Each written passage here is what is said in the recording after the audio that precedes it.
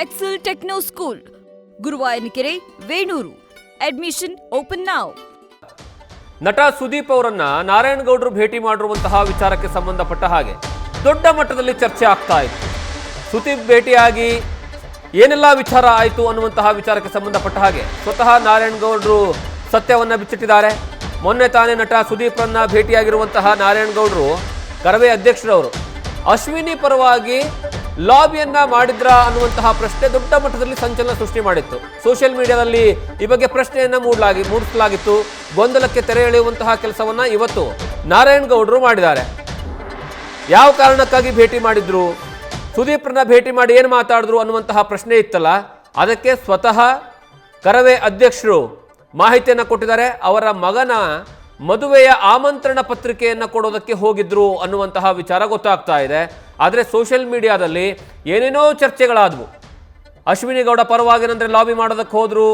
ಈಗ ಹೇಗೂ ಸಹ ಏನಂದ್ರೆ ಈ ವಾರ ಬಿಗ್ ಬಾಸ್ ಫೈನಲ್ ಇರುವಂತಹ ಕಾರಣಕ್ಕಾಗಿ ಈ ಹಂತದಲ್ಲಿ ಅವರು ಭೇಟಿಯಾಗಿರುವಂತಹ ವಿಚಾರಕ್ಕೆ ಸಂಬಂಧಪಟ್ಟ ಹಾಗೆ ಕೆಲವೊಂದು ಊಹಾಪೋಹಗಳು ಚರ್ಚೆಗಳಾದವು. ಕೆಲವೊಬ್ರು ಅದನ್ನ ಟ್ರೋಲ್ ಮಾಡಿದ್ರು, ಕೆಲವೊಬ್ರು ಅದನ್ನ ಚರ್ಚೆಗೆ ಗ್ರಾಸ ಮಾಡೋ ರೀತಿಯಲ್ಲಿ ಏನಂದ್ರೆ ಕಮೆಂಟ್ ಅನ್ನ ಮಾಡಿದ್ರು. ಇದೆಲ್ಲದರ ಮಧ್ಯೆ ಈಗ ಅಂತಿಮವಾಗಿ ನಾರಾಯಣಗೌಡರು ಯಾವ ಕಾರಣಕ್ಕಾಗಿ ಭೇಟಿ ಮಾಡಿದ್ರು, ಯಾವ ವಿಚಾರವನ್ನ ಚರ್ಚೆಯನ್ನ ಮಾಡಲಾಯಿತು, ಏನು ವಿಚಾರ ಅನ್ನುವಂತಹ ವಿಚಾರಕ್ಕೆ ಸಂಬಂಧಪಟ್ಟ ಹಾಗೆ ಈಗ ಮಾಹಿತಿಯನ್ನ ಕೊಟ್ಟಿದ್ದಾರೆ. ನೀವು ಸುದೀಪ್ ಅವರ ಕೈಯಲ್ಲಿ ನೋಡಿದ್ರೆ ಗೊತ್ತಾಗುತ್ತೆ. ಆಮಂತ್ರಣದ ಪತ್ರಿಕೆ ಅವರ ಕೈಯಲ್ಲಿದೆ. ಆ ಆಮಂತ್ರಣ ಪತ್ರಿಕೆ ಯಾರ್ದು ಅಂದ್ರೆ ಕರವೇ ನಾರಾಯಣಗೌಡರವರ ಪುತ್ರನ ಮದುವೆಗೆ ಆಹ್ವಾನವನ್ನ ಮಾಡೋದಕ್ಕೆ ಹೋಗಿದ್ರು ಅನ್ನುವಂತಹ ವಿಚಾರ ಈಗ ಗೊತ್ತಾಗ್ತಾ ಇದೆ.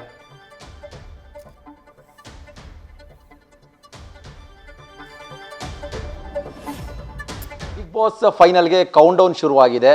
ಈ ನಡುವೆ ಕಿಚ್ಚ ಸುದೀಪ್ ಅವ್ರನ್ನ ಕರವೇ ಅಧ್ಯಕ್ಷರಾಗಿರುವಂತಹ ನಾರಾಯಣಗೌಡರು ಭೇಟಿ ಮಾಡಬಹುದು. ಇದಾದ ನಂತರ ಒಂದಿಷ್ಟು ಬೆಳವಣಿಗೆಗಳು, ಒಂದಿಷ್ಟು ಚರ್ಚೆಗಳು, ಒಂದಿಷ್ಟು ಅನುಮಾನಗಳು ಎಲ್ಲವೂ ಕೂಡ ನಡೀತಾ ಇದೆ. ಈ ಬಗ್ಗೆ ಮಾತಾಡೋದಕ್ಕೆ ಈಗ ನಮ್ಮ ಜೊತೆಲಿ ಕರವೇ ಅಧ್ಯಕ್ಷರಾಗಿರುವಂತಹ ನಾರಾಯಣಗೌಡರು ಇದನ್ನು ಅವ್ರನ್ನೇ ನೇರವಾಗಿ ಮಾತಾಡ್ತೀನಿ. ಸರ್, ಕಿಚ್ಚ ಸುದೀಪ್ ಅವ್ರನ್ನ ನೀವು ಭೇಟಿ ಮಾಡಿದಂಥ ಉದ್ದೇಶ ಏನು ಸರ್?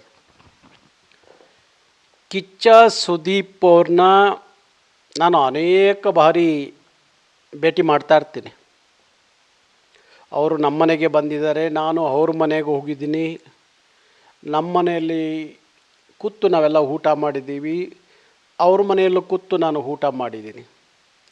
ನನ್ನ ಸುದೀಪ್ ಅವರ ಸ್ನೇಹ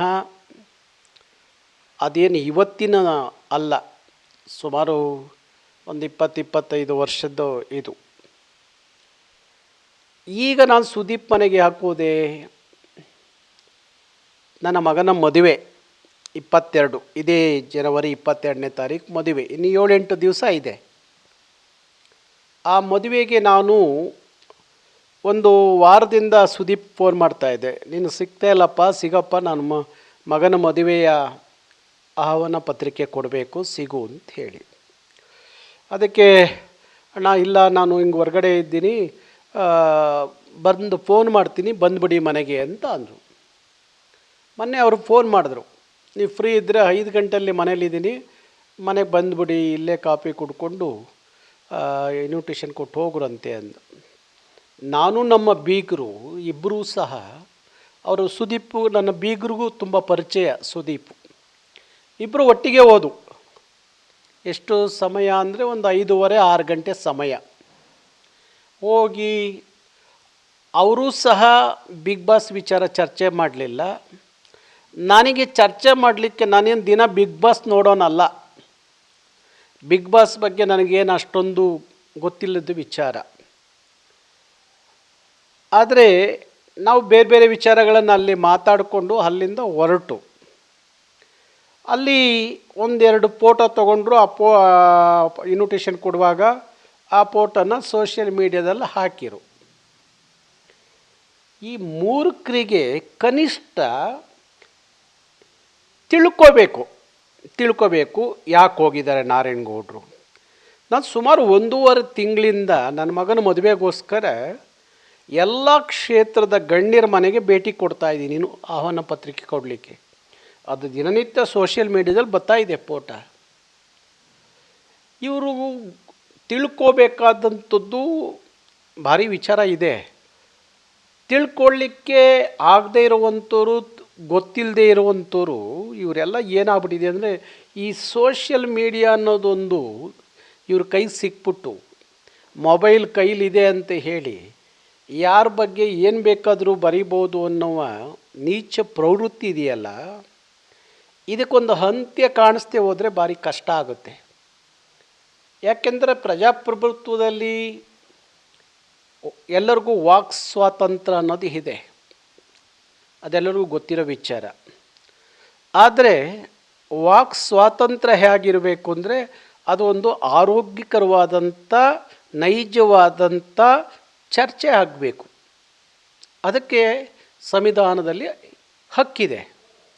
ಆದರೆ ಯಾರನ್ನು ಬೇಕಾದರೂ ಟೀಕಿಸ್ಬೋದು, ಯಾವ ಸನ್ನಿವೇಶಗಳನ್ನು ಯಾವ ರೀತಿ ಬೇಕಾದರೂ ಬಿಂಬಿಸ್ಬೋದು, ಏನು ಬೇಕಾದರೂ ಮಾತಾಡ್ಬೋದು, ಜೀರ್ಣಿಸ್ಕೋಬೋದು ಅಂತ ಯಾರು ಅಂದ್ಕೊಂಡಿದ್ರೆ ಭಾರತದ ಸಂವಿಧಾನ ಅಷ್ಟೊಂದು ಸುಲಭವಾಗಿಲ್ಲ.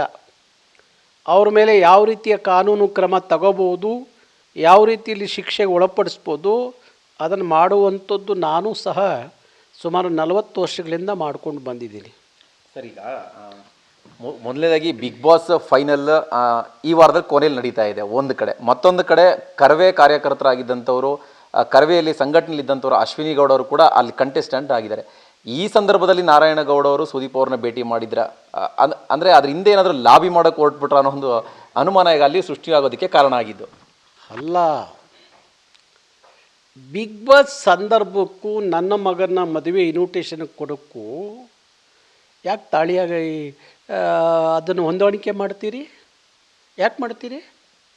ಬಿಗ್ ಬಾಸ್ ನೋಡ್ಕೊಂಡು ನನ್ನ ಮಗನ ಮದುವೆ ಫಿಕ್ಸ್ ಮಾಡ್ಕೊಂಡಿದ್ದೀನ? ಹಾಂ, ಇಲ್ಲ, ನನ್ನ ಮಗನ ಮದುವೆ ಕಾಲಕ್ಕೆ ಬಿಗ್ ಬಾಸ್ ಫಿಕ್ಸ್ ಆಗಿದೆಯಾ? ಹೌದು, 7-8 ದಿವಸ ಮದುವೆ ಇದೆ. ಆಹ್ವಾನ ಪತ್ರಿಕೆಯನ್ನು ಕೊಡ್ಲಿಕ್ಕೆ ಹೋದರೆ ಅದು ಮ್ಯಾಚ್ ಫಿಕ್ಸ್ ಅಂತೆ. ಯಾವುದ್ರಿ ಇದು ಕೆಟ್ಟ ಪ್ರವೃತ್ತಿ? ಇದು ಯಾರಿಗೆ ಹೇಳ್ತಾ ಇದ್ದೀರಿ ಇದನ್ನೆಲ್ಲ? ನನ್ನ 40 ವರ್ಷದ ಹೋರಾಟದ ಹಾದಿಯಲ್ಲಿ ಯಾರ ಜೊತೆಯಲ್ಲೂ ಮ್ಯಾಚ್ ಫಿಕ್ಸ್ ಮಾಡ್ಕೊಂಡವನು ಅಲ್ಲ, ಮಾಡ್ದವನು ಅಲ್ಲ. ನಾನಷ್ಟು ಕೇಸು, ಜೈಲು, ಚಳವಳಿಯಲ್ಲಿ ಅನುಭವಿಸಿದಷ್ಟು ಯಾರೂ ಅನುಭವಿಸಿಲ್ಲ. ಈ ಮಾತಾಡೋರು ಇದ್ರಲ್ಲ, ಈ ಸೋಷಿಯಲ್ ಮೀಡಿಯಾದವರು ಬಹುತೇಕರು ನೋಡಿದ್ದೀನಲ್ಲ, ನನ್ನ ಸರ್ವಿಸ್ ಅಷ್ಟು ವಯಸ್ಸಿಲ್ಲ ಅವ್ರಿಗೆ. ಅವೆಲ್ಲ ಬಾವಿ ಕಪ್ಪೆಗಳು, ಎಲ್ಲ ಬಾವಿಯಲ್ಲಿ ಕೂತ್ಕೊಂಡು ಇದೇ ಸಮುದ್ರ, ಇದೇ ಸಾಗರ, ಇದೇ ದೊಡ್ಡ ದೊಡ್ಡ ಕೆರೆ ಅಂತ ಅಂದ್ಕೊಂಡಿರುವಂಥ ಬಾವಿ ಕಪ್ಪೆಗಳು. ಅವಕ್ಕೇನು ಗೊತ್ತಿದೆ? ಅವಕ್ಕೆ ತಲೆಯಲ್ಲಿ ಯಾವ ವಿಚಾರಗಳು ಇಲ್ಲ. ಫಿನಾಲೆಗೆ ಆಲ್ಮೋಸ್ಟ್ ಕೆಲವೇ ಸಮಯ ಬಾಕಿ ಇದೆ. ಈ ಸಂದರ್ಭದಲ್ಲಿ ಏನು ಹೇಳ್ತೀರಾ ಸರ್? ಅಶ್ವಿನಿ ಅವ್ರು ವಿನ್ ಆಗಬೇಕು ಅಂತ ಬಯಸ್ತೀರಾ ಹೇಗೆ? ಅಲ್ಲ, ಅಶ್ವಿನಿ ಗೆಲ್ಲಬೇಕು ಅನ್ನೋದ್ರಲ್ಲಿ ಬೇರೆ ಮಾತಿಲ್ಲ. ಯಾರೇ ಗೆದ್ದರೂ ಖುಷಿ ಪಡ್ತೀನಿ, ಬೇಸರ ಇಲ್ಲ. Thank you sir. ಎಸ್, ಇದು ಕರವೇ ಅಧ್ಯಕ್ಷರಾಗಿರುವಂತಹ ನಾರಾಯಣಗೌಡ ಅವರ ಅಭಿಪ್ರಾಯ. ಅಂದರೆ ಸುದೀಪ್ ಅವ್ರನ್ನ ಯಾಕೆ ಭೇಟಿ ಮಾಡಿದೆ, ಅದಾದ ನಂತರ ಅಶ್ವಿನಿ ಗೌಡ ಅವರ ಒಂದು ಕನ್ನಡ ಅಭಿಮಾನ, ಜೊತೆಗೆ ತಮ್ಮ ಸಂಘಟನೆಯಲ್ಲಿ ಅವರು ತೊಡಗಿಕೊಂಡಿದ್ದರ ಬಗ್ಗೆ ಕೂಡ ಒಂದಿಷ್ಟು ಇಂಟ್ರೆಸ್ಟಿಂಗ್ ಮಾಹಿತಿಗಳನ್ನು ಹಂಚಿಕೊಂಡಿದ್ದು. ಕ್ಯಾಮರಾ ಪರ್ಸನ್ ಶ್ಯಾಮ್ ಜೊತೆ ಭರತ್ ಕೃಷ್ಣಪ್ಪ, ನ್ಯೂಸ್ ಫಸ್ಟ್, ಬೆಂಗಳೂರು.